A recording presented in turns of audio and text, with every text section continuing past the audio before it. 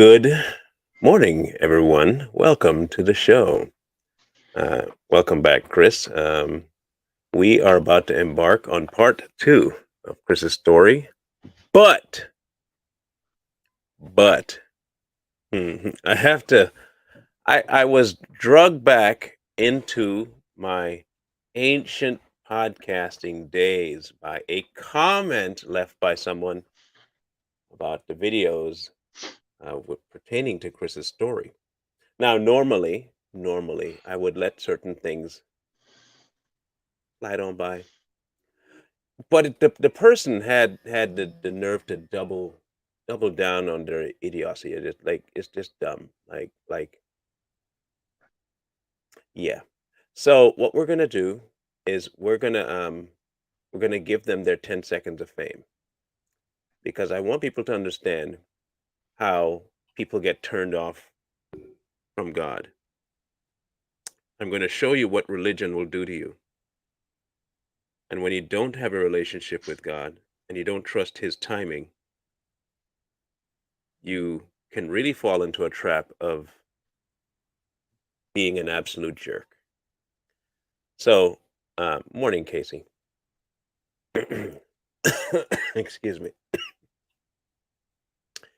We have here a person by the name of Desiree Windsor. Now, Miss Windsor came at um, my channel and went to the page and left this comment. I'm going to read all of her comments and my reaction to her, and you can make a decision of whether or not I overreacted or if she's just completely out of her mind. Okay, let's go. Now, mind you, this is about the last show with Chris, okay? Not this one, the last one. I think Chris has not dealt with his issues at all because God takes all that pain away, period. When you are a child, you cannot claim any responsibility no matter what you did because the adults knew better. They are the adults. He was a child, period. To carry that pain like it was his fault is wrong. I don't think that's anywhere near the truth, but maybe you can clarify that. Um, I'm pretty sure Chris fully knows and was well aware that his father knew better and didn't. So I don't know where you got that concept from, but okay. To continue to protect the parent and parents at fault is wrong. He does not have to because he was the victim and the child. Now, remember, Chris, I told you she does not listen. This is case in point where her ears smaller than her capacity to understand what's coming into them. So, I'm going to find his podcast to see what he says because me having trauma in childhood, I was told it was not my fault. Do not claim an adult's action. They were wrong, period. See their sickness, forgive them as God says, because it's for him, not them, and move on. Now, if he did foul stuff as an adult, recognizes it, apologizes, and repents and walks about it, not carry it and let it destroy his life forever. Learn from it and grow from it. Help others, not make your mistakes. You are more than long winded, you are hollow. Just want you to know, Desiree, you are a hollow person because you enter into a conversation, one, never listening to the conversation, and two, flapping your jaws. Everything you said, literally everything you said, was addressed in that show. And none of what you said, we said. I don't know how you got anything that you typed from anything in the show. I don't know how. But this is also proof that it is not just a one off. This is the new generation that's affected even the older heads because she doesn't seem like a very young person. Mhm. You have sold your brain cells for momentary pleasure. That is all I can say. So, Chris being Chris, asked for some clarification, right? And so he's going to ask for clarification. And if I could find a way to get this to do it right, there we go. 5 more replies. All right, here we go. I'm trying to unravel it all and doing my best to finally break out of these trauma loops to do what I must to heal and be there for whatever family still left. Thank you for opening your heart to hear, except that she wasn't opening her heart to hear. God is the only one that is a fact. Yes, I speak from knowledge and of experience. Give it all to God, like He has been doing. Anyway, if you don't, then you get what you get, which says now you're using it for gain, which is foul. Now, I want you to be clear on something. I don't think she understood from the beginning of the video that we did what it took for Chris to even come forward with his story. I'm pretty sure he had said early on, and even to me offline, God told him to share this. He refused because he was afraid to share it, and he did not want to share it. And he's been finding it hard to share it because he doesn't want to seem as though he's trying to make his pain someone else's. In walks this idiot, using it for gain, which is foul. I'll be done with her in a minute, guys. Don't worry. So he asked, "Do you think I'm using it for gain? Is that how you see me?" And then she addressed me. I said, "Really?" She said, "Really? I thought you were God grounded. So that's all I was saying, God. There is nothing negative about saying give it to God because that's all I was saying, seriously." So she brought out the old me, but it wasn't that far off from the new me. Your entire tirade was negative, negating someone's pain because you feel they should be somewhere they are not. How gross. Get lost. I do not need tainted mess like you following my message. Well, I'm sorry you felt that way, meaning you're still not hearing me. No one wants to hear you, Desiree, because you're pointless. You're not saying anything educational. You're not listening to people. You're just talking out of your own behind.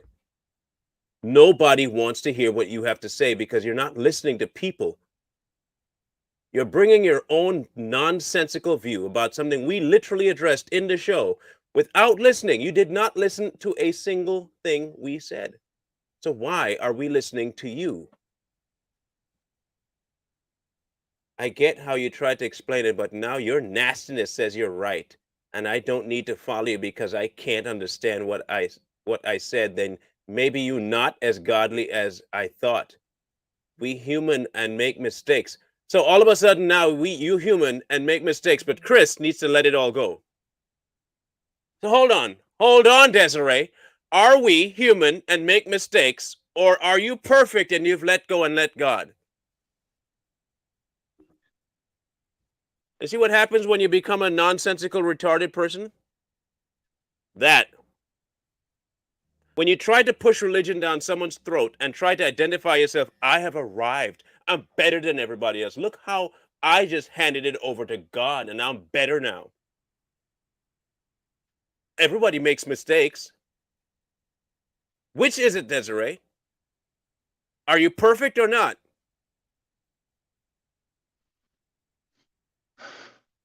So you see why, Chris, I told you that she was not in the right. It gets worse. It gets way worse. Where did she say? Make mistakes. I'm woman enough to try and understand your point of view. What the hell does that even mean? Woman enough? You're woke, is what you're trying to tell me, which means you don't really know God. You have no concept of who He is. Enough to try and understand your point of view to say how I may be wrong. When did you say you may be wrong? But for you to take it to a nasty level is disrespect. I can disrespect you, Jezebel, and I will all the way around. So okay, unfollow, and I will not. I'm assuming you put the word "be" in there. Be a problem. Thanks for showing me you're not an actually the man I thought. Good. I have a woman. It is done. Have a great week. Trust me and believe me, I will have a great week. My week will be amazing because I will not be you in this week. That's why my week will be amazing. There is no way on God's green earth you can hear a man's story, actually hear it, not just sit in front of a screen and act like you're watching. What you did, this is what you did. You sat down and you listened to, like, this is what the topic is about. Oh, I went through that. Look at how much better I am. He should be where I am. And you listened to nothing else after that point. And then you proceeded to spout your nonsense in the comment section. Even when the person that's endured the trauma, he's talking about his trauma, not yours. His. His. You decide to double down and say, just get over it. Just get over it. It's that easy, Chris. Get over it. So what if you were abused? Get over it. Look, I did it. You obviously didn't. You obviously didn't, because all you could talk about is you're woman enough and you're woman this, and you have all this strength, but you make mistakes. And now you have to look at me different and respect me because I can make mistakes and I'm a woman enough to admit it. No, you are condescending and self-righteous.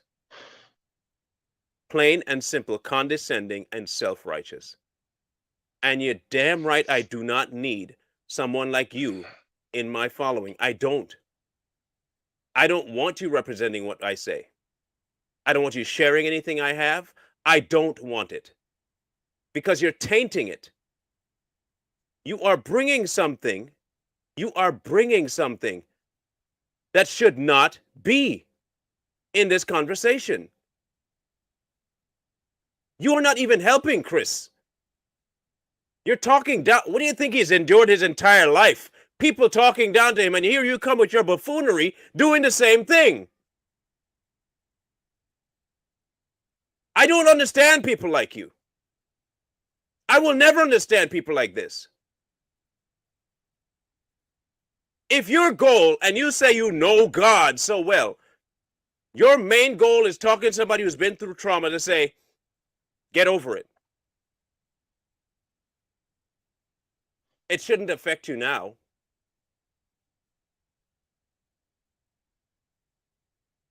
Anyone I find on my platform doing what this clown did, trust and believe me, I am not above lighting you up live. Dead serious. People who have followed me for a while know that this is not out of character for me to call you out in public. If you're bold enough to open your mouth and type crap on my page, be ready for any and everything I throw back at you. But this is unacceptable, and I will not tolerate on my page. I will not tolerate towards my guest. I will not. And he's no longer a guest, FYI. He has become my brother. I don't know when it happened. I just know it did. I mean, he was helping me with a leak this weekend. So I'm just saying, and he's in a different state. So people doing like that makes no sense to me. You're not helping the situation whatsoever. You are making things exponentially worse.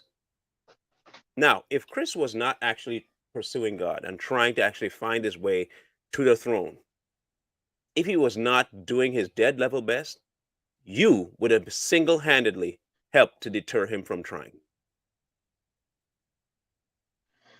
And I hope that you haven't done that to somebody else in their walk. Because you're a toxic person. I have no doubt you're probably alone. And if you're not alone, you're probably bringing down the man you're with. And you need to stop. You need to stop. Anyone else out there doing this nonsense is someone who's been through the kind of trauma that Chris has described so far. Just what you've heard in one story. That's not even all of his story. Just let go. You're good. That's what they told me for years about my pornography addiction, right? Just stop. It's easy. Just stop. Like, okay. Yeah, I'll just stop. That's the only advice they gave me. Just stop.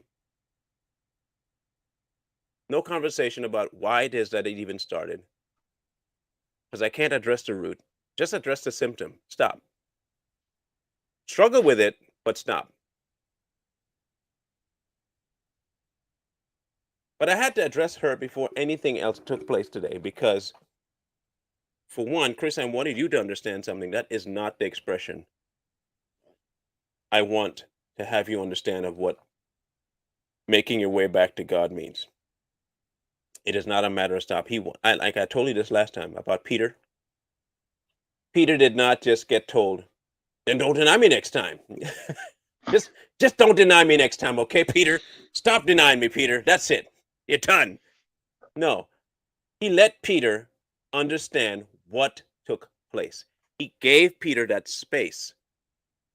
He says, "Go. When you go, after you fall," literally told him he would fall, allowed the fall to happen, allowed him to go through everything that led up to that. Look at how condescending you were to me.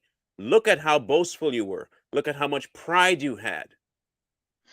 And when you've actually analyzed why this fall happened, you will finally understand how you are better able to feed my sheep. People, we have to endure a trauma at some point. But you don't just say, "Oh, I endured a trauma, move past it." That's not, because it's going to come back up. You have to go back and understand the trauma, face the trauma. If it's something that you caused or was caused to you, you have to face it. I had to face my dad's passing and how I handled it in order to move forward. Peter had to do the same thing. How much of the disciples had to do the same thing when they had ran off in the garden? Can you not stay and pray with me? Stay awake even? And when the guards show up, they took off running. Imagine what John had to go through. He had his own burdens to bear too. My point is this: people like her, while she has her own battles to fight, she's fighting it in the worst possible way because she's fighting it on someone else's turf at somebody that's not her. And I won't take it. I won't tolerate it. I won't have it on my page, and I will not have it done towards somebody who I know is still struggling in a place of one, acceptance of himself and others. It's not going to work here. So you can take yourself, Desiree, put yourself somewhere else, but not on my page and not in my circle. God gonna find you eventually. It just won't be on my road. I'm considering this where I come to a town and I dust my feet off and I'm walking. I'm not gonna waste my time trying to convince you that you're wrong. I'm gonna tell you that you are and move on. So that gave people time to come in. And FYI, Chris, that's what you call defending somebody that you care about. Okay, it is not being rude or condescending, because I know there'll be some people that say, "Why you gotta light her up like that?"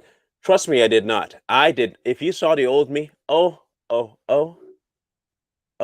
has been done some delivering in me. Trust and believe God's done some delivering, because there was lots of material there that I could have just been my old me. I did not. And people who follow understand, right? They look at this like, "Wow, he held back." I'm amazed. And they will be amazed because I did not do what I was going to do. When I first saw it, I was like, "Oh no. Mm-mm, mm-mm, mm-mm." And then he said, "Don't do it." Okay, I won't do it. But I had to defend. I just need to let you know. Um, because what we're going to delve into today will require you to be in a frame of mind of openness, not closing. Okay.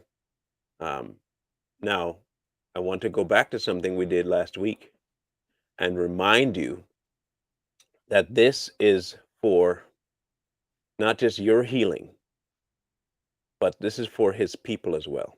Because there are many out there who are in the same boat you are, that have they feel like there is no escape from this thing. It's like this massive roadblock, and you can see it, and you can barely see some light on the other side, but behind it are thorns, and then another tree fell behind that, and then a horseman with a flaming sword behind that. And you're wondering, okay, so I get past this blockade. What's the next? And you just got to take each blockade as it comes. Um, but this is for people who are listening as well. There are many out there who have been through horrendous things, and some have inboxed me about it. So I know for a fact that there are people out there who have endured what you've endured. But again, we're not all the same people. No. We are not all the same people. What you might find super simple to get past may not be what I find super simple to get past. It may bog me down. And so you cannot just apply your relationship with God to me and say, I just need to get over it. Sometimes He will allow people to go to the point of pain and come back stronger. Some of us don't have to go that far. So, my first question to you, other than how are you doing today, outside of the fact that to sit there and listen to me go off. Almost almost had a panic attack. Yeah. No, no. What I we had I had said this before that I I I don't know if it's because I was taught to always see the good in others. I tried to read it for something that was actually trying to be helpful, and It's not I there. guess and this is an a truthful problem that I have is that I've had so much um, of it in my life, so much of that noise from other people and the people that were closest to me that I don't. It just flies over my head. I don't even. It doesn't even register. My wife. Um, I had said something to my father um, about like a while ago. He had said something about that his wife had to go. His new wife had to go to a training seminar, and I was like, well, why don't you go with her? Just you can hang out in the room, go to the sauna or whatever. And he just he just lost it with me. Like for some reason, I don't know if he thought I was implying that he shouldn't trust her or what it was.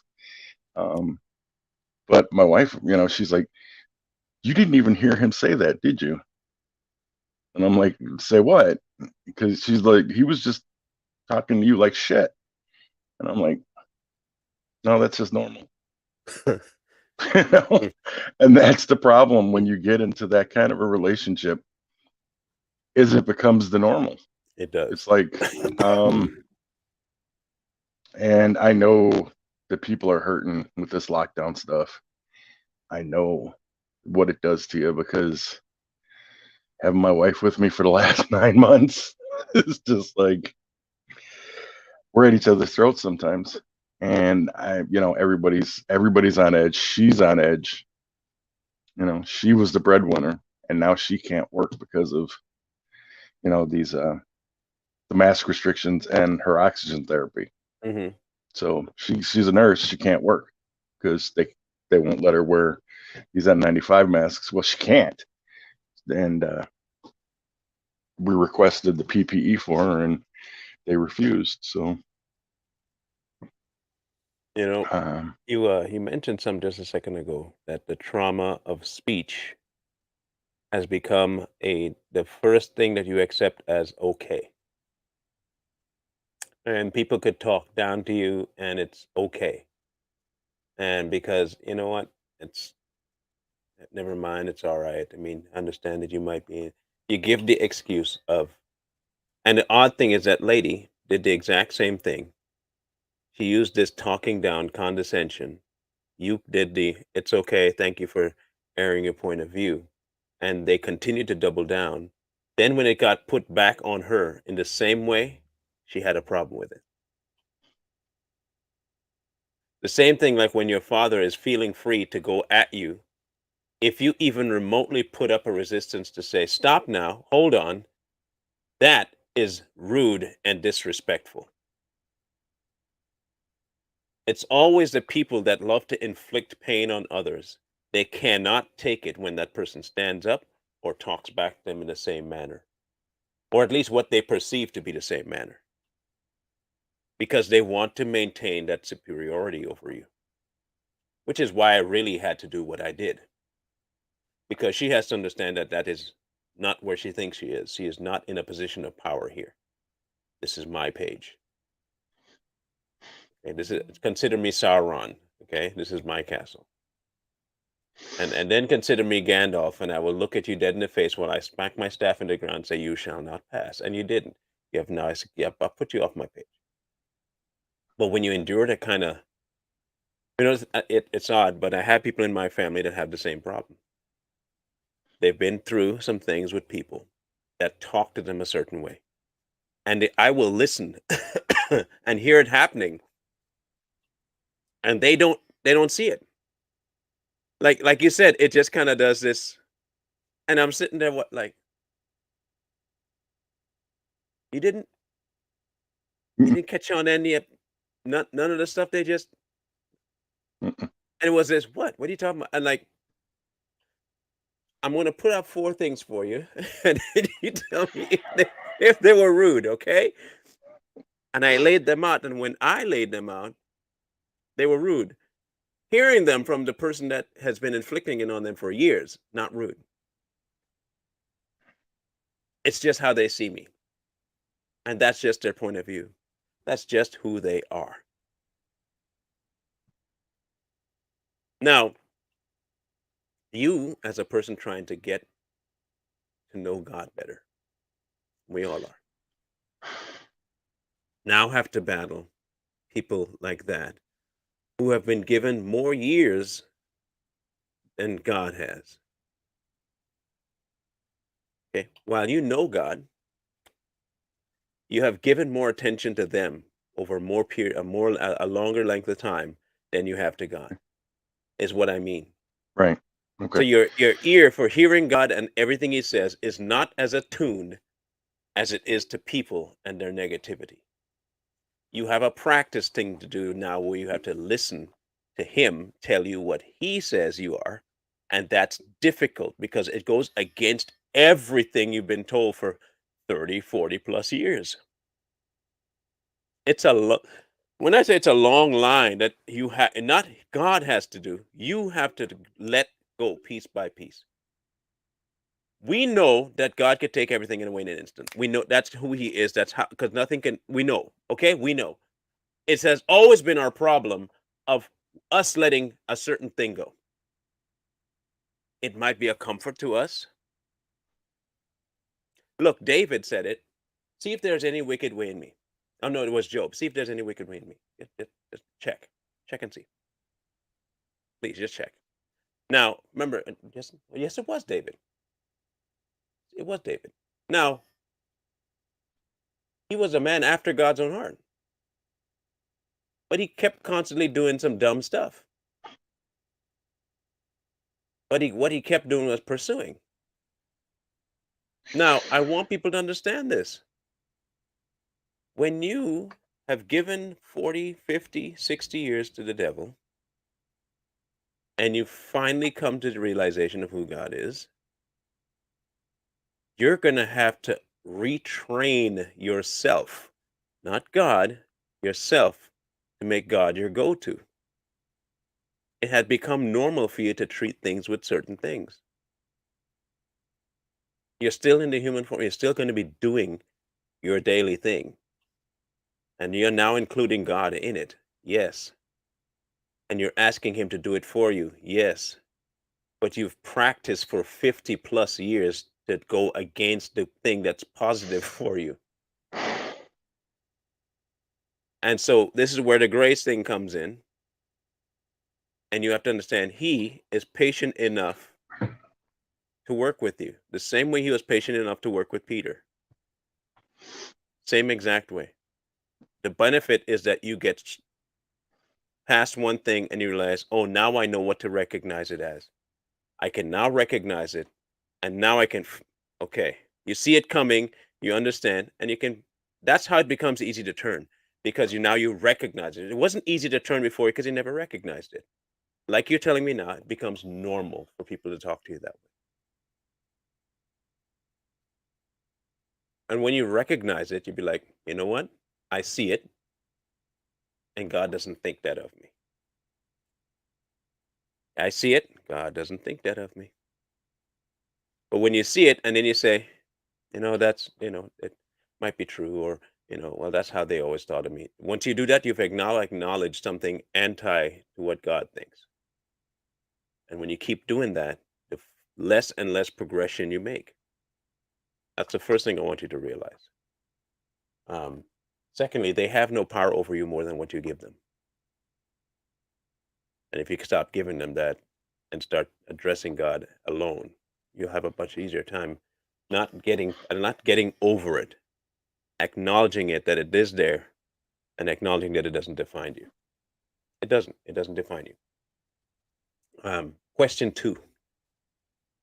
You had mentioned a certain person, and you can go as far into this as you want, that became kind of a father figure to you, and he was a priest.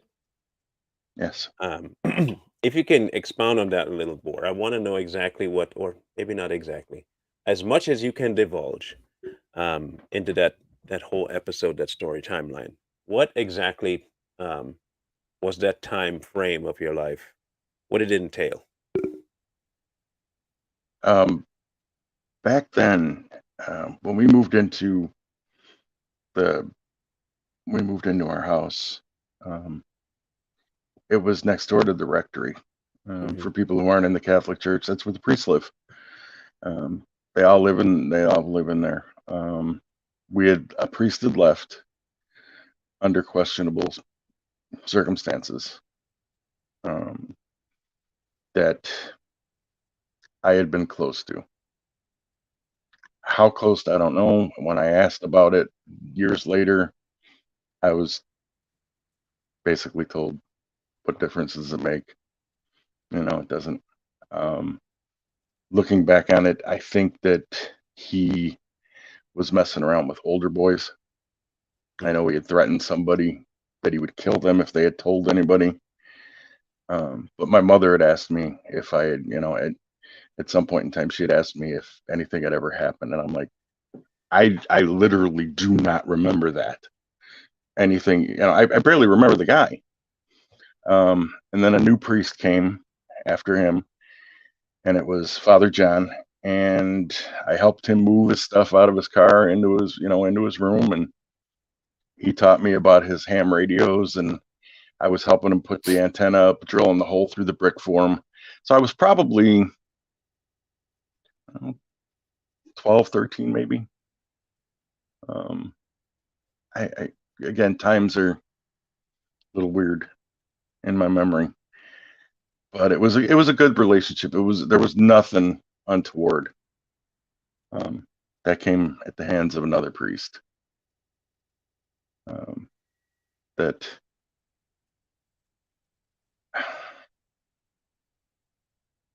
I again, you explain everything away. Hmm. So yeah, there was this one priest that never anything but good to me. Never any, and I was encouraged to help him that day, but I didn't need my mom to tell me. But looking back on it, I'm like, so you actually sent me over there, or didn't stop me from going over there when you knew that this went on with this other priest. I was like, okay, that's cool, whatever. But it was okay because he was, Father John was he was truly a good priest, as far as I'm concerned. As far as I've ever seen, I've never heard anything. I was an altar boy, and I mean, where do we want to go with this? Do you want to hear about the actual Well, bad priest, or do you want to hear about the good priest? no, Because I other want. than other than So you had said sharing, you said John, and who was the other one? Because you had mentioned one in one of your podcasts, one in particular, and what you proceeded to do was explain away the action that was the again. way it was done to me. Okay, right. So I we're didn't trying to even I get didn't to. even know. I didn't even not that I had this really hinky feeling. I was asked to go out to his cabin, his family cabin, and mow the lawn for Mhm. him, because um, his mower didn't work for whatever reason. And so we take our lawnmower, we throw it in the back of his Cadillac, and with my mom's blessing, we go out to um, Michigan or Indiana, somewhere in the dunes, and it's on a lake. It was a couple blocks away from the lake shore, and I mow this guy's lawn, this priest's lawn, and it's dusty and dirty and nasty. It's blowing everything. And, it's all quack grass. When you're by the dunes, there's no real lawn. Hmm. And now we're supposed to go swimming afterwards. This is what the story was. Come on out, you do the mowing, we'll go to the lake, we'll catch some rays. And then it's, well, you can't go there dirty. So he wants me to take a shower. And you can't close the door because there's got to be a cross breeze. And it was like hotter than Hades in there at the moment. And then it's, well, your back, you can't, your back needs to be cleaned. And so now I've got this grown man reaching into me, and I wasn't, I'm like, but it didn't progress beyond that. I don't know if it was because I was aware of it and was like this, I didn't freak out. I didn't start screaming. This was a family friend. You know what I mean? He was a priest. He confirmed me. So he was my confessor at times. So I remember serving him as an altar boy. And then it's, well, you can't put your clothes on to go swimming because, I don't want to get the seat of my car wet, the leather. So why don't you wear a pair of my shorts? So he gives me these giant pair of shorts, and I'm swimming. He has to watch me put them on. Hmm. And then he's like, well, you can't wear those. You got to have a jock. And I didn't know what the hell a jock strap was at that age. I didn't play football. I didn't play sports.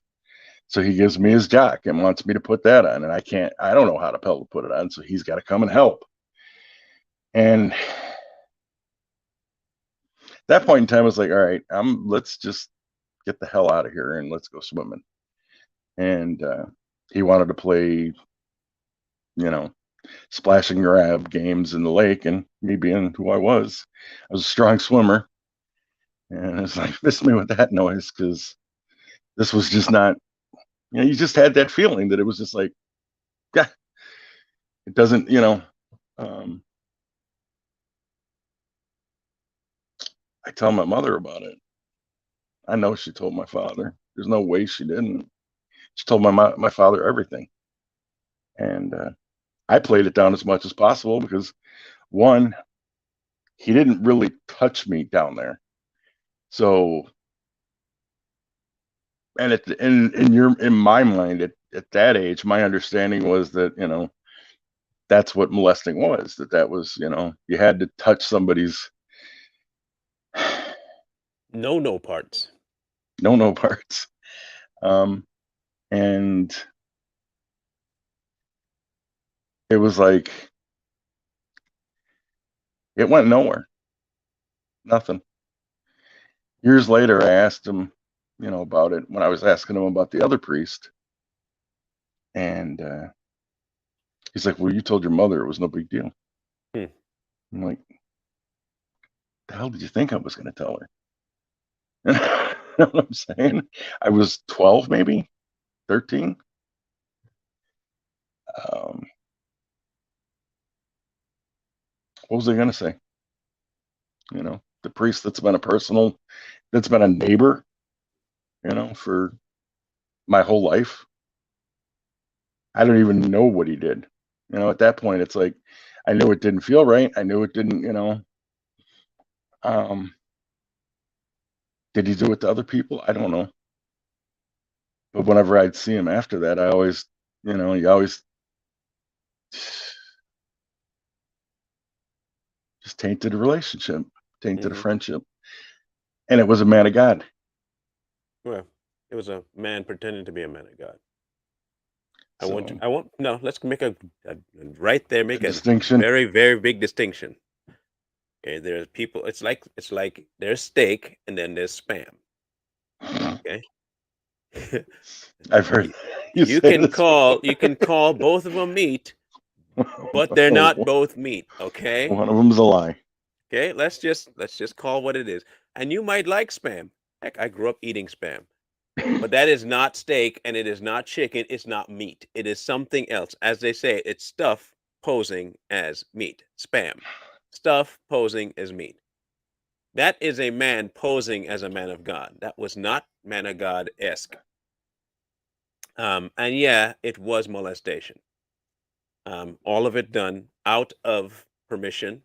All of it done very inappropriate. Because look, at 12, you know how to shower yourself, right? I think at 12, Yeah, you were able to. yeah. I mean, Couldn't reach my okay, back, but okay. There are boys, and we know most boys don't like showers. Okay, let's they just be run around frank. without getting wet. Okay, yeah, we can go. Well, I was not that way. Okay, just gonna. I was maybe that way for like a year. I hated VO, but I never had it, so I couldn't. So as we know, and I have 4 boys. If you let them at a certain age, they will never, and I mean never, never go visit the shower. They'll go poop, they'll clean, they'll wash and brush their teeth, maybe, but showers, okay? But they know how. They know how. So you My know how to problem take a was, shower, right? oh yeah, my Okay. problem was that what really was triggering me to say this isn't something's not right here is we were going to the lake. Yeah, to get We wet. were going swimming, and it was like, well, we can't. And when I said that, we're just gonna go swimming, it'll wash off in the lake, it's like not like, and it was like, yeah, but the people can't see you like that. Hmm. It was like I was gonna embarrass him. Oh no, that Um, was his excuse. right. So, but again, when you come across somebody that's like that, they've always got an angle, and it's like I didn't know that at the time. Hmm. So had I known, might have been a different conversation. I mean, I knew enough to stay away from him once we got into the lake. Hmm. I wasn't gonna let him put hands on me again. Um, and so that was just. But again, from my perspective, I know people that have been raped and just really just strung out by priests and other people. So it's like, well, it could have been worse. And that's always could have been worse. Now, okay, so I have a proposal, a question for you, okay, to think about. I look at my kid, my youngest, right? And when I tell you he is me to the um he is it's hypersensitive to emotional issues. You don't have to necessarily scream at him to get him to. Okay, he is very acute to emotional things. Then I have my eldest, who is not at all sensitive to Oblivion. emotional things. Okay, Yeah. and so now introduce the same type of trauma to both people. Okay, if I introduce what happened to you to my 6, and the same mindset of my 16, I introduce the same problem. You know what will happen? They'll have completely different reactions to the same problem. One might be completely devastated by the actions, and the other one would be like, whatever. The action doesn't change. The action is still the action. Just because I have a different reaction to that action does not make the action less egregious. Okay. And I want people out there to hear me when I say this. If you have been through anything close to what he described, your acceptance or not acceptance of it does not negate the vileness of the action itself. Okay. So when you try to negate your what happened to you by saying other people have gone through worse, but you are not other people, Right. and it affected you, not them. Yes, they have their own demons to fight and their own history to come current with. They have that, and they handle that based on who they are. What it doesn't do is change the facts of the situation. Part of getting past this, Chris, part of this whole growing process is identifying sin for what it is, not for what you feel it is.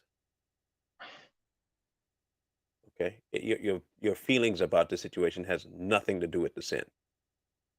I Right. don't feel pornography is that bad. Why? Well, God created sex, didn't He? That's how you reason away something that's evil, right? Somebody else will say, "Why would you be watching that? Because it's evil. Look at it." And their emotional reaction to pornography would be so adverse they would never go towards it. Neither one of those people changed the fact that pornography is bad. Some people could watch a murder mystery. Some people can't. Some people can handle blood. Some people can't. It doesn't change the crime scene of someone getting murdered. The act is still the act. If you can't come to terms of understanding that what happened to you was egregious to you, you will never make peace. You have to identify, and this is part of what, and I keep going back to Peter. This is part of what, if Peter didn't, if he went back and thought, you know what? Yeah, he said I would deny him, but did I really deny him? Like, honestly, did I though? I mean, and even if he did know I was going to deny him, is it really me that's at fault? If Peter did that, he would be reasoning away his act. And the act was denying Christ. I don't care what your reaction to the act is. The act was denying. And you have to come to terms with the act itself for what it is. You were indeed molested as a child by somebody you trusted. And you have to see the act for what it is. And you have to admit what it did emotionally and mentally to you, not shutting it off because that's telling you that it did something that you're trying to hide. Just the mere fact that you have to excuse it should be telling you right away there is something that it did that I didn't want to admit to. Whether it be out of fear of your father reacting or not reacting, or it be fear out of your mom, fear out of you, fear out of the priest, fear would have kept you from behaving properly towards the behavior. Um, what you can see now, though, is that it's God is telling you to now expose it. There would be now, if it wasn't that bad, God wouldn't have to expose anything. Right. He wouldn't have to have you address it again. He wouldn't have to have you face it again. But you have to in order to understand what it was. You have to. I can't repent for something I don't know about. I can't truly repent for it because I might be doing it again and again and not knowing that I'm doing something. I have to face it. Right. Um, One, we already admit that what happened wasn't something that you brought onto yourself. We're not even addressing that context. What we are addressing is your response to the thing. And I think part of it, you grew up believing that most of the stuff that took place was because of you, your fault. If you were told this, if you didn't have do that, I wouldn't have to hit you. If if you didn't make that kind of noise in that crib, I wouldn't have to. But because you did that, now I'm going to have to. It was all based on a reaction to something you did. And the sooner you, as a man now, face that, the sooner you face that, the better off you'll be. Because what will end up happening is you're giving God an avenue to come, find that portion of you, take it, and get rid of it. Now, someone told me one time about how God walks through my home, and there are some doors I keep closed, and He won't force Himself into a door. He knocks. Okay, He always knocks before He goes and allows you to open the door to that location. There are some places I don't want God going, right? So I'll let God into certain parts of my life, and these are the people that you see have a superficial relationship with Him. And there's some things I don't want Him to see, some things I don't want Him to get rid of because, and in part of me, I like it. I kind of like that thing, and I don't really want you to get rid of that yet. The good thing about God is that He's very patient, and He will take a small step over no step too. He'll take a small hold over no hold. Right. And so He'll wait and He'll keep knocking at that door, and you will know because He'll keep bringing it up to the surface that you need to address this. You need to address this. You need to address this. And when you finally open the door, as soon as you open that door, His job then is to clean it out, get rid of all. It's his house. Technically, it's his house. He made it. He built the house. Okay? He just happened to put your name on it, but it's his house. He's cleaning out all the rooms that we have put nonsense, sin, uh, rebellion, all that stuff in these individual rooms. Trauma, big room. And he can go in and get rid of that room, clean it out. But you have to open that door. And the only way you can open that door is to identify that room. You have to know what that room is. This is part of your journey. This is part of who he's calling you to be. Because, okay, so I have a question. How do you expect to help somebody going through what you're going through if all the advices you're going to give them is just live with it? You can't, you obviously it's not working out for you to just live with it, right? So if you're just going to give advice and he's calling you now, this is a direct thing that he told you. He wants to use your story to save his people. In order to do that, you have to come to terms with where you are and what happened and how you can give it over to him. And that's part of why I really wanted to do this. Yeah, I want people to understand, but it really is for you as well. Um, I can tell now. I'm not going to brag, but it's just something I've noticed about myself. I can. He gave me a gift of seeing through people's fronts. Okay, and I can, like with my wife, I can tell when she's mad without her even saying a single word. And I mean, I can feel it, literally feel it in something acts something inside of me, like this kind of, it's a twinge, like I don't know how, like a small vibration happens in my skin when I walk into the room and she's upset at something. And I can, it's palpable. I never wanted it, and I've always had it since I was small. My mom used to call me the mediator because anytime they had a fight, I had to be the one to step in and shut it down. And I don't want that role. I just want to be a kid. Don't don't ask me to mediate nothing. Mine told But me though I was the peacemaker. that was my term too. That was what they told me. Okay. Now that is probably 100% true of you Do you because see you see the this? good in everybody. Do you Mm-hmm. see this? Mm-hmm. This is a dent.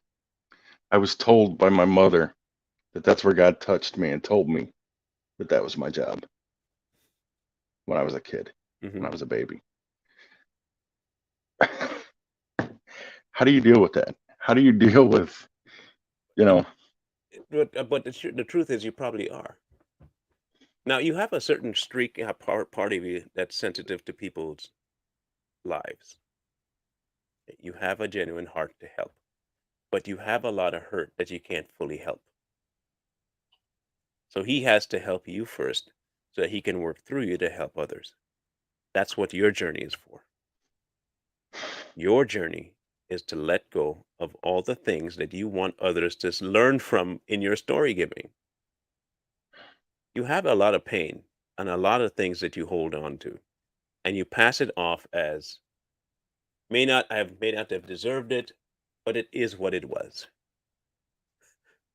Ah, well, that has never been what he wants us to live as an well life. Okay, the woman at the well, he told her everything that she thought was, oh, it's okay. I know you have all these people, and you need to stop.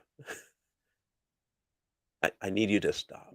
Is what you need to do. Okay, I want you to realize that this is not the way to live. Go and sin no more. He told me everything I knew. He literally went back into her history to tell her about her present. I don't think people realize that's what he did. He went back and said, you had what, five, right? Is that right? Five now? He didn't talk about her present. He literally brought up her past for her to deal with it and see it for what it was. You are in the same boat. He wants you to come towards him and say, look, okay, God, This is what I have that's hindering me from being closer to you. This is what it is.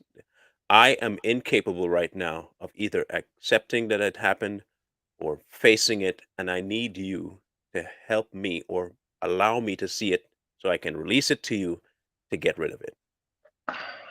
That's what this journey is for. And just like Peter, when it's done, then you can admonish your brothers. But you can't do it unless you face it.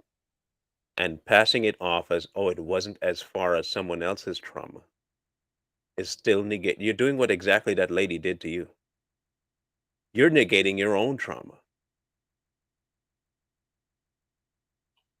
You're negating it. It happened.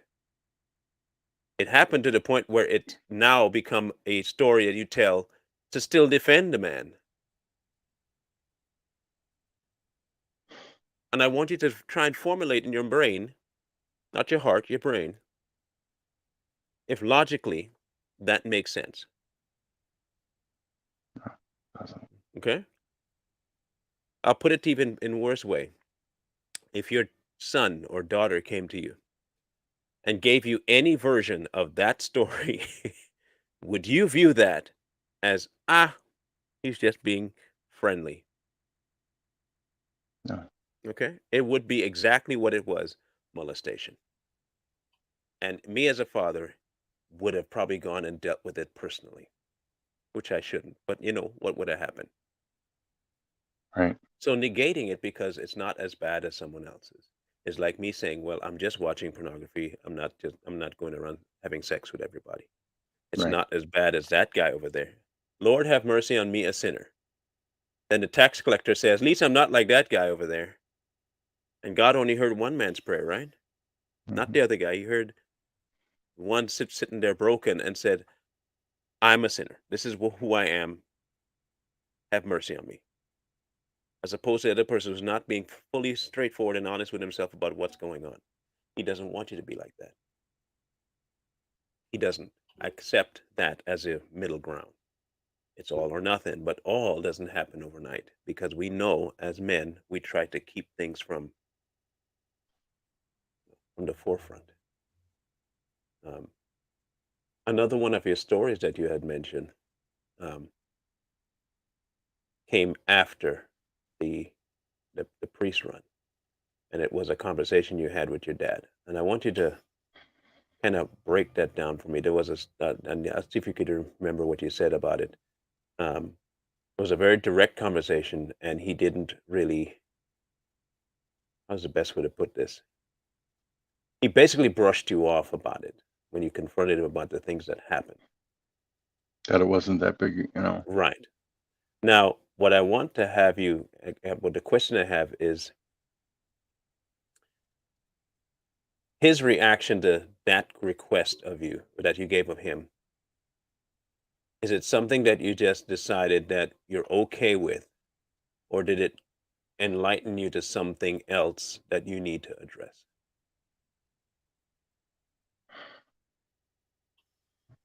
You know, when I went to him, this has been an ongoing thing. Hmm.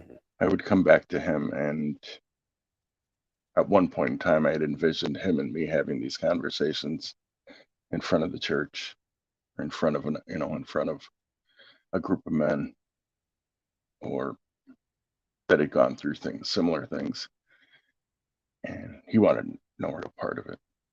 Um, I don't know if it was because he just didn't want to face what he had done. Um, his hands in it, but I went to him again about a year, maybe two ago, and I asked him. I'd asked him about with the priests, and he kind of he just totally glossed it over, like, well, what difference does it make? What does it matter? Um, what does it matter now? And you said it wasn't a big deal, and it's like, okay, well, um, and then now as he's aging, I don't know if he's really forgetting things, or Hmm. but he just he he just keeps hammering away at like, why do you keep, you keep bringing this up, you keep bringing things up, and don't you ever, let anything go? Don't you? When are you going to take responsibility for yourself? And I've apologized. What more can I do? Um, Things like that. And and then he tells me that he's praying for me. It came down to the point where I asked him, I'm like, well, who the hell are you praying to? Who are you praying to?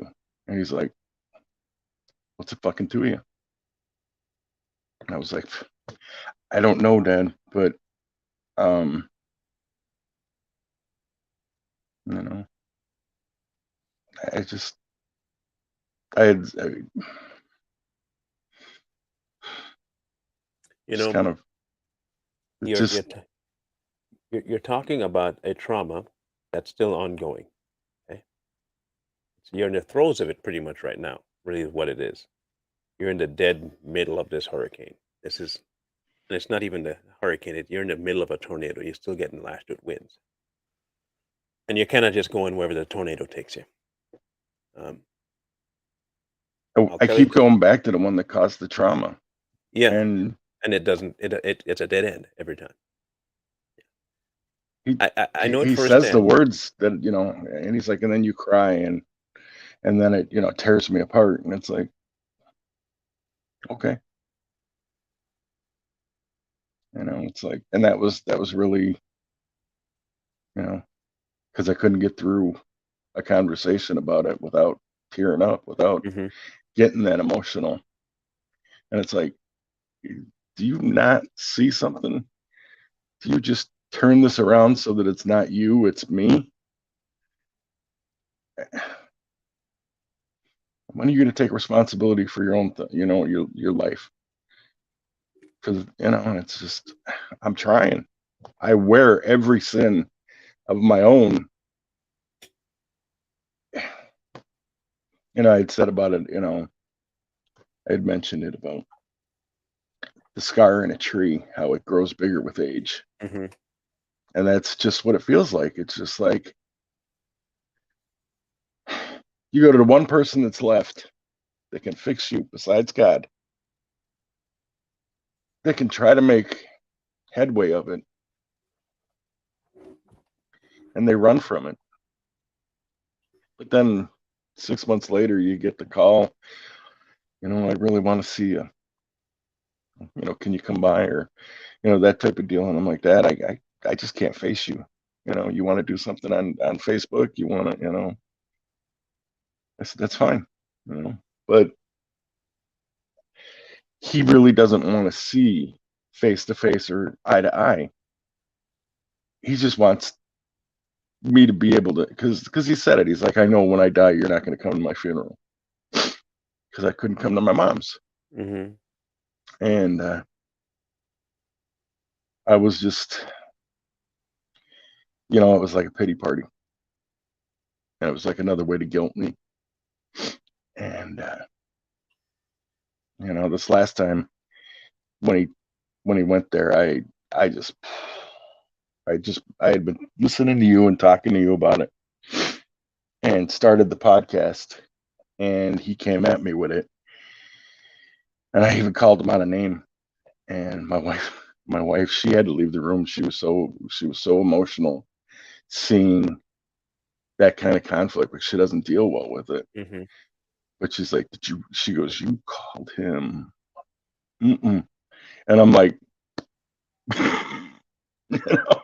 because I didn't, I've always tried to at least give him the modicum of respect that he should have deserved. And but at the same time, 50 years old, it hit me. I've been The man literally said, I'm just waiting for you to make something in your life one time. Hmm. Like when I first got disabled. And I'm like, I'm raising three kids that aren't my own, plus my own. I'm going through all this hell. And you want me to make something of myself? What have I done? It's just these things, these wounds that you say to people you love. And it's like, Doesn't make sense. Um, It just you've had an encounter with a different dad, okay?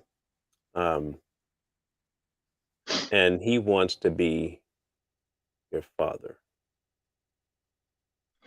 Um, Part of what has to also take place on your end, and someone said it, is the forgiving factor of not just, um, okay, yeah, I accept your apology, but the same type of forgiveness that Jesus offered on the cross. Forgive them, they don't know what they're doing. right, Okay.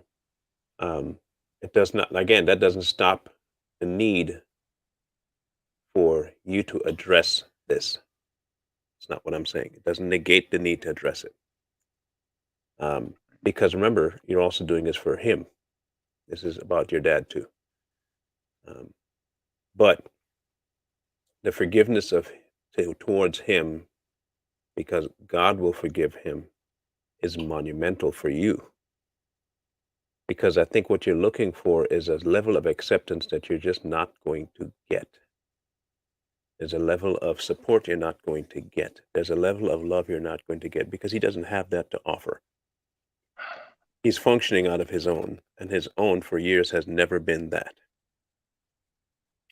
Um, it's ironic that you'd be talking like this because there's a portion of my book that's called The Replacement Father. And that's exactly what had to happen for me. Um, he had to replace himself in my mind. He had to put my father out of the picture, not out of my memory, just out of the picture of something to strive to get, and realize that my real father is right here waiting for me to just accept him. And he's a type of father that is the ideal. Um, he doesn't hang up the phone on me. He doesn't talk down to me, but he does some correction when needed, and he loves me a whole lot. Um, but that father is still right there. Um, Ironically, once you shift your focus to that father, the other father will start seeing that. You won't have to give that father as much opportunity to wound because you'll be able to then talk and say, you know what, God's working on that area there. I don't have to worry about it. You make conversation. You have your talk with him. Hey, Dad, how's it going? Okay, bye, Dad. Trying to get a confessional out of him is not going to work because he's not there. He is not in a location where he can see his sin for what it is. He's masked it behind religion. Okay, he has done a masterful job of hiding it behind, well, I pray for you. Kind of like that lady. Just like it's ironic that we have to address her. Well, it's not ironic, it's a God thing. People like that, I'll pray. I'll pray for you. It's a condescending prayer and it's not going to be heard. I just thank God I'm not like you. Which is literally what she said. Okay, I'm not like you. I'm better now. I'm so much ahead of you, and maybe you should try and be more like me. Your father. Well, if you just make something of yourself, look at I made something of myself. Why can't you make something of yourself? Forget the fact that you went through all this mess. That has nothing to do with you now. Blah blah blah blah blah blah blah. Your replacement because I'm an father, adult. yeah, but your Because I'm an adult. replacement father is saying something else. The real father is saying you are a new creation in me anyway. Your past may have affected you thusly, but your future is in me and it affects you this way.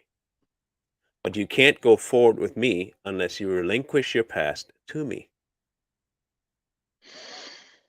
It's the whole purpose of the cross, like Sunday. It's the whole purpose of the cross. The whole purpose of the cross is not just hang around the cross, because he didn't stay on the cross. The cross happened, and he left the cross behind. The cross is just a door, and once you pass through the door, you leave the cross behind you. The cross was created to get you a passage to the throne room. It removed that. Okay?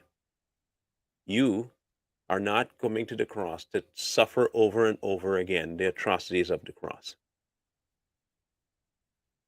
Sin atonement happened on the cross.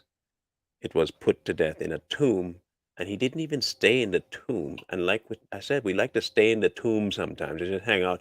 Oh, he died, yeah, he died. Yes, he died. And guess what he didn't do? Stay dead. So get out of the tomb. He's not calling us to hang around the cross and to hang around the tomb. He's calling us to walk after both events. And the whole purpose of the cross and the tomb are one and the same. You bring all your dirt, baggage, crap, all of it that's ugly and tainted and worthless and hurtful, put it where it belongs, on an ugly, tainted, hurtful cross. Everything that happened to him is a life lesson of what happens to us in life. We get abused, we get beat down, we get hurt physically, we get name called, all of it. We get all of that. And he took all of that prior to putting it on the cross. We leave it up there. He got down, leaving that there. That's a cross thing. Now, the body that endured it, he put it in the grave, left that there, came out of that, and walked to go be with the Father. That is exactly how he deals with us. The reason why you can't get past even the grave is because you haven't even left it on the cross yet. You have to get past that cross. You have to go drop it there, leave all the pain, leave all the hurt that happened to you. And but you have to acknowledge that's what it was. That's why I said you have to acknowledge it. Because I can't what am I taking if I don't know what it is? I'm just taking something, but I can't identify it. It's amazing if I can say, okay, it's like having a gash on your leg and then but putting your pants over it and saying, "My leg hurts. Oh man, where? Ross, right there on the part of my where my pants is. Have you checked under your pants? No, I don't want to check under the pants. I'm afraid of what I might find. You might find a gash that's I don't know infected, and you could lose your leg. But I mean, I'll just pat it. I'll pat it, and that seems to help. If I sting it a little bit, it stops hurting for a couple of minutes. No, I have to cut the pant away, clean out that wound, seal it up. Pain's gone. But I have to address it. You have to address it. Otherwise, that's going to fester. I can't nail something to the cross that I don't acknowledge.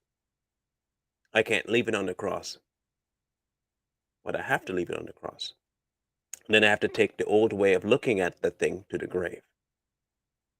Once I left that old way of looking at it into the grave, I exit the grave. I don't stay in the grave. Because you know it'll still be in the grave? The way I look at things. Okay? It's still the same way. I saw your wife in the chat here. That's good. Hi, Ma. Um, and you have a good support system, okay? But like I said, your trauma will affect other people as well. And your inability to realize certain people. Okay, so like, this is for her too. You get wounded by your dad on the phone, okay? And she loves you. And she hears you getting boom, boom, boom, boom, boom. If what love does, it identifies and it hurts with you. So it's not just hurting you. And while it may not hurt you, she is getting wounded every time she hears it. And that wound eventually moves from sadness to anger. You being the head of the household, it behooves you to protect her from that by addressing the pain that it's bringing to your family. Not just you, to your family. Because while she loves you and she sympathizes with you and she can feel it, she is seeing something that you are refusing to acknowledge, that you are being abused still. And she is feeling that, and internally she's in it. That's what God built her for, is to be a helpmeet. She's feeling it. Um, you have now the responsibility for yourself, but for your wife, for your kids, to realize, one, my past has affected me way worse than I have let it out to be. And once you have acknowledged that, you can finally tell God everything about what it makes you feel like, view things like. And that way, He can finally say, now, can you give it to me? Can you give that to me now? I'm not going to take it from you unless you give it to me. You have to give it. That's why it's called confessing. I have to give out the information to God. You think He doesn't know? I'm sure come on, He knows.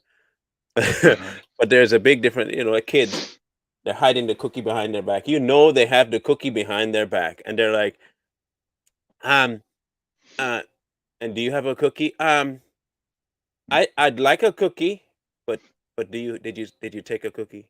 Now the fact is that you're looking for them to admit that they took the cookie, so you can teach them a life lesson. No, I didn't take the cookie.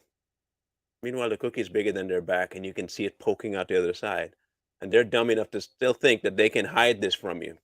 That's God. God is our parent, and He look at you like, man, bro, okay, Chris, turn around for a minute.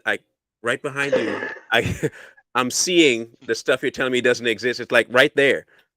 All you have. I'm not going to reach around you to get it, but just turn around for a minute and look. You'll see it. See it there? Okay, now bring it. Hand it to me, please. That's all He's asking you to do. Just hand it to Him. You can't hide from them. You can't. It's like the kid hiding behind the couch and all of them is sticking out except for their head. They think if you can't see them, or if they can't see you, you can't see them. And that's pretty much the way I ended up. Okay. So I want to read you something before we close this chapter off, because I want to. The bigger thing I want to tackle on part 3.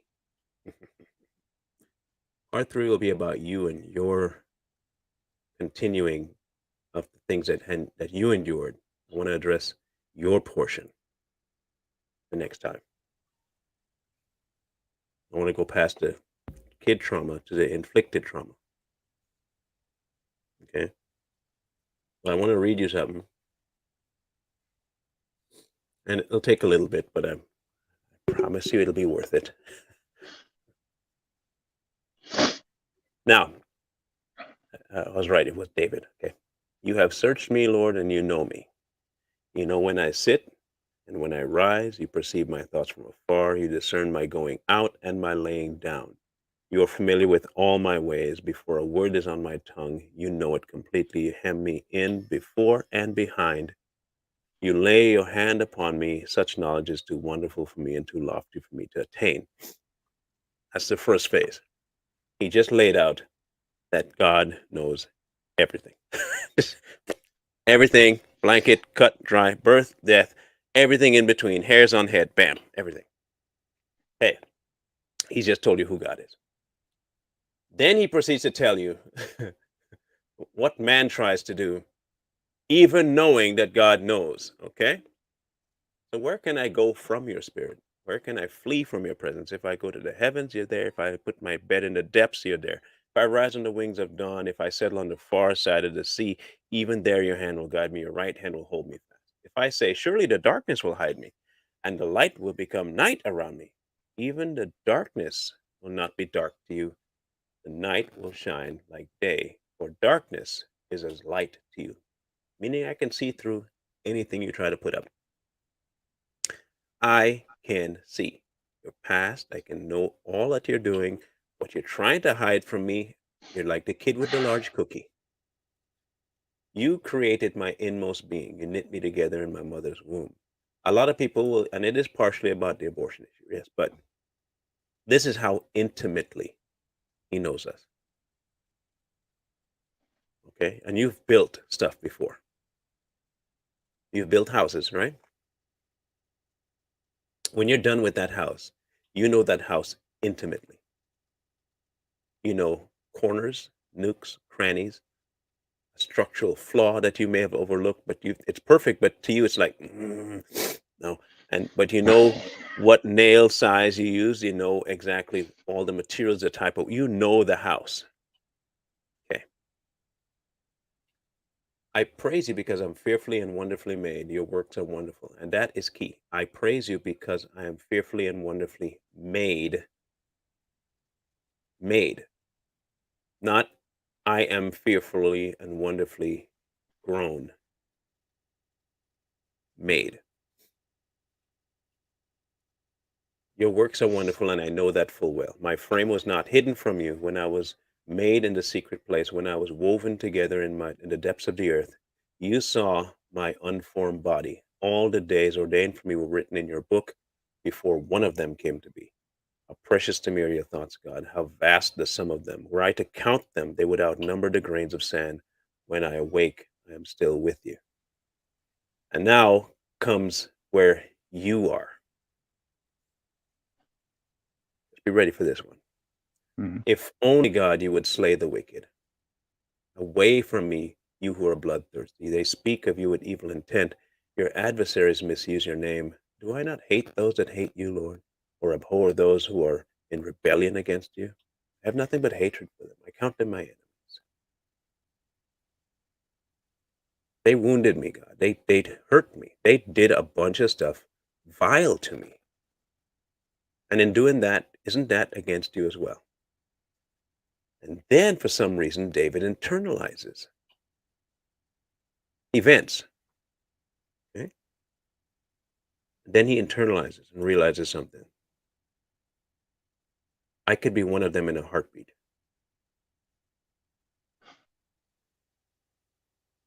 If I took my view of that, I could become one of them in a heartbeat. So what does he do to curtail that? Search me, God, and know my heart. Test me and know my anxious thoughts. See if there's any offensive way in me and lead me in the way everlasting. Now that's a big revelation for David to encounter.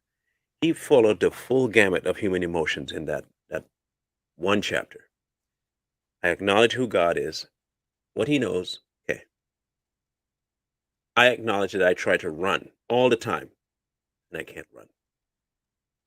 But God, I only run because of these evil people. Look at them. Look at how they are. They. And then he realizes, but wait, I could be one of them in a heartbeat. And I need you to make sure that what has been done to me, I don't continue. So search me, try me. If there's anything in me that's not of you, get rid of it. Now, again, even David went back to his past to understand his future. It's not dwelling in the past, but you have to bring the things that have made you where you are today in order to plant it on the cross and move forward in a new life. That's the whole point of a new life. It's not taking the baggage of the past. You think you might be moving forward, but with baggage, you can't move forward. This is not an airline. That's not how this traveling is happening. You get rid of the baggage and you have to move past the cross. Then you leave yourself and your way of your thinking in the grave and you move forward. Some of us are in the stages of putting stuff on the cross. Some of us are on the stage of looking at the cross, knowing we got to put stuff on it. Some of us are in the grave after leaving it, but we still think about the stuff we left on the cross. And there are some of us who have left it both and gone forward. We, you and I both, men, still feel we can fix something. That person, I can still fix that. We're repairmen. Okay. I was an electrician, you're a carpenter. It's built into our. Like, I could probably fix that mantle. I just need this, and you start going through your head how you can make that look better, repair this, and that's God doesn't want to do that at all. He's building a brand new home. He has a brand new way of building a home, and you're going to transplant you from that busted one that you think needs repairing to a new home, and he's going to demo that old one. He doesn't even build it on the same ground. It's brand new ground. He's breaking ground on something else. He doesn't put new wine in old wineskin, right? It's new wine, new wineskin. And he is new wine. So he can't be putting himself in something that can't hold him. This is for you as well as for anybody else, okay? This journey, you have to start from ground zero. And ground zero is accepting that trauma happened. In all of the things you don't want to admit it, it happened. This particular type happened to me, not to anyone else. This is my story. I'm the one that's having to talk to God. This is not about, well, just Jackie over there didn't handle it like I handled it. She handled it so much better. You're not Jackie. You're Chris. And your emotional section of you is how you are going to approach a pain, not Jackie's way. We are on a journey, and I'm glad to be a part of it. I'm honored to be a part of it. Like I'm telling you, how I'm super honored to be a part of it. Um, I told people that this book that I'm writing is hard because it's my life story. Um, I was challenged by a person, a friend, a newfound friend on Facebook, to send her a chapter. Okay? I sent it to multiple people, but for some reason, this particular person, I sent it to them, and it encouraged her to finish her book. And in turn, it encouraged me, and I need to go finish my book. I sat down yesterday, 2 chapters just came flooding out, right? As poor grammatically as it might be, it came out. But it didn't come out because I had so much to say all of a sudden. It's because I was obedient to him telling me to go do what I had to do. Obedience will yield a whole lot. He is asking you to share your story, Chris. And in order to share your story properly, in order to share your story properly, you have to admit it happened to you. Otherwise, it's not your story. Mm. It's a fiction. You're writing a fictional novel at this point if you're not facing the fact that it happened to you. This is the first step. This involves you, nobody else, you. How you handled it, how it hit you, what it did to you mentally, emotionally, physically, what it did to you.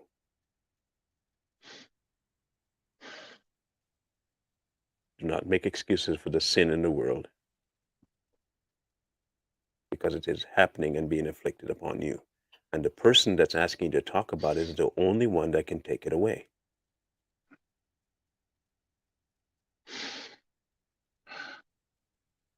Make sense? Okay. It's So terrifying, next, but it makes sense. trust me, I'm fully aware of how scary it is. I am fully aware of how scary it is. Okay. Preaching to the choir about the fear of that thing. But next week, I really do want you to prep for this because this is going to be the hardest part of the whole thing.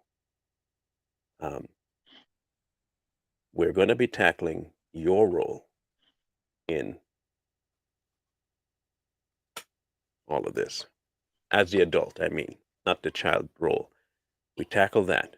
We're talking about now. Now we're bringing the stuff that you did to the cross, not the stuff that Mhm. happened. We're bringing the stuff you did to the cross. Um, not just to your memory. That's one thing because that'll always hurt. Right. Bringing it to memory will always hurt, but bringing it to the cross is relinquishing. That's a big difference. Um, It's hard. I think your memoirs that you're putting down, which I still need to get by the way, so I can put them all into a um, will be an impactful thing to the point that you will not even be able to. It'll be like the storehouses in the famine in Egypt. You're going to be Joseph, and so it's going to be something that's going to be feeding multiple people who are starving. This is going to be your story. That's how it's going to help people because it's your journey to God. And it's a traumatic one, and I think a lot of people are going to benefit from it. Um, a lot of people. So um, thank you, people, for being here. We had a good crowd today. Got pretty high today, which is higher. It's getting higher and higher, which is good. Um, Please share this story because I think a lot of people out there are needing to understand how to start the journey. And you're getting to see it in real time with Chris, and that is monument. You can't quantify that with any kind of funds. um, I appreciate everyone being here today. Um, I really like the fact that you guys are intent and active in the chat and want to actually participate. And I really, really thank you for that. Um, Please keep Chris in your prayers. He could really use it. And thank you to all the people that have given their encouragement to Chris. He needs it. And thank you, Dawn, for participating in the chat. That's a big deal. Very big deal. That's what you call proof of massive support behind you. That's the definition of help meet. I want people to understand that's the definition of help meet. The true definition. Husband's going through something. I'm going to be there. I have his back. I'm helping. So thank you guys for being here again. Love you guys. Love you, Chris. After we're done here, I got to give Corey a quick call to talk about tonight's show. But all in all, if you need anything, I'm a phone call away. You know that. So Appreciate it. Marinate on that stuff a little bit and I will. talk to God about it. Don't just take my word for it, of course. As usual, always weigh what you hear against God and what He says, because I might be leading you completely astray. Talk to God about it. But we'll catch up on Monday, next Monday, same time, 9 o'clock. I put 9:30 this time for some reason. I don't know why. Probably because I was tired. 9 o'clock Pacific time, 12 noon Eastern. Okay, next Monday. 11 o'clock your time, Chris. In other words. Okay. I'm like, wait a minute. We are, because we're Central or Yeah. Eastern. I don't know. It's all messed up. It's all messed So up. thank you again, guys, for being here, and God bless all of you. Thank you. Again, I will go back through these comments, and hopefully I won't run across another person that I don't. just tag me. I'll deal with it. It's my content. I will deal with it. I got you. I'm that secondary support system. Don't worry about it. Just, if it's my story and I'm sticking to it. Sticking to it. There you go. Love you guys. Have a Be great well. rest of the day. Again, wisdom calls to you from the street. Please, please, please find wisdom. Peace. Thank you.